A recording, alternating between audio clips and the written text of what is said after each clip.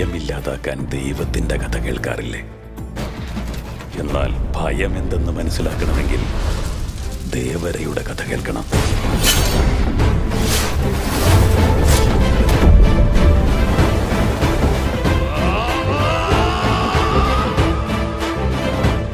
സമുദ്രത്തിൽ ഒരു ദേവര ഉണ്ടായാൽ മതി. ഇനി ഒരു ദേവരയും മലയിലുണ്ടാക്കിയാൽ നിനക്കത് ഗുണം ചെയ്യില്ല മൈറ.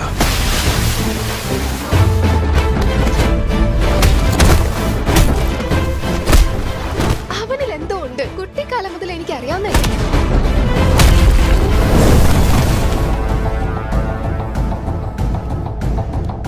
വരാനിരിക്കുന്നത് പരീക്ഷണ കാലമാണ് ദേവര. എല്ലാവരെയും വിശ്വസിക്കുന്നത് നല്ലതല്ലെന്ന് തോന്നുന്നു. ദേവര